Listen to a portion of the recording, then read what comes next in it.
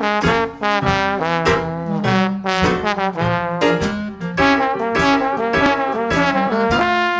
que vous pouvez nous raconter tout simplement le processus de création?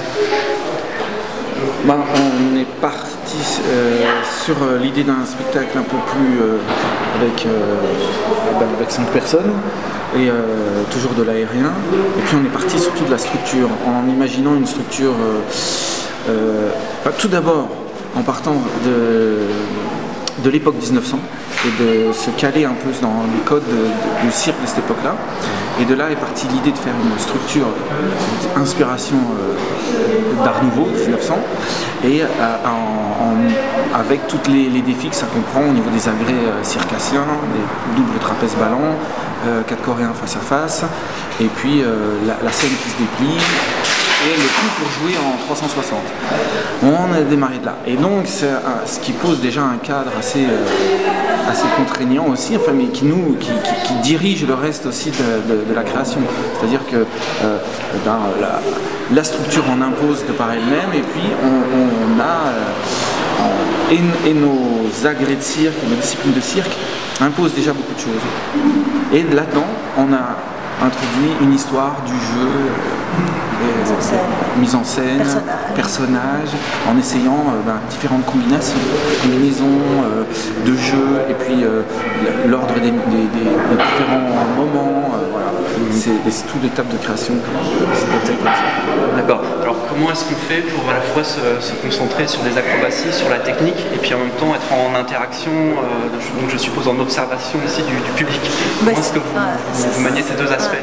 C'est vraiment le défi de la compagnie. On a toujours fait ça parce qu'on adore le cirque traditionnel, vraiment on adore d'ailleurs, on lui rend hommage dans le spectacle, mais il manque un petit quelque chose, quoi. Donc il faut vraiment être tellement à l'aise dans les acrobaties pour pouvoir apporter du jeu. Et donc c'est juste des heures et des heures de répétition et de boulot pour arriver après à le détourner, et à rigoler, à mettre des moments d'humour, de dérision. Mais c'est un sacré, c'est le plus dur en fait. C'est le plus dur parce que sinon faire juste un numéro avec la technique traditionnelle et juste des saluts, des numéros, c'est assez simple. Mais après, le détourner, c'est le plus compliqué et c'est passionnant. Et c'est ça qui prend aussi beaucoup de temps lors de la création, c'est d'arriver à détourner les performances physiques, y mettre du jeu et tout ça. Et donc c'est du boulot, la répétition. Et c'est ça qui est passionnant. Là au niveau de la technique, vous êtes finalement dans les automatismes, enfin, vous n'y pensez même pas. Quand même pas, non. Quand même pas. C'est quand même une création. C'est sorti cette année-ci. Ouais. On s'est mis des gros défis techniques, donc voilà, c'est en train de le devenir, mais voilà, on répète toujours avant chaque spectacle, on s'entraîne, on peaufine certains petits détails. Ah non, là tu m'as envoyé trop loin, là tu as fait trop ci, là j'ai tourné trop comme ça. Mais voilà, c'est toujours, ça reste.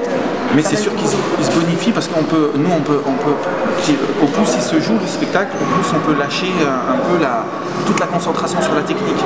Donc on se détend dans le jeu, dans l'histoire, on est beaucoup plus posé, présent pour le public. Voilà. Et puis ce qui nous tient à cœur, c'est vraiment de mettre des personnages, une histoire, que ce n'est pas que du numéro de cirque, que les gens puissent s'approprier les personnages, qu'ils puissent bien les capter, s'identifier, etc. Ça, donc on a beaucoup bossé là-dessus aussi. Okay. Merci.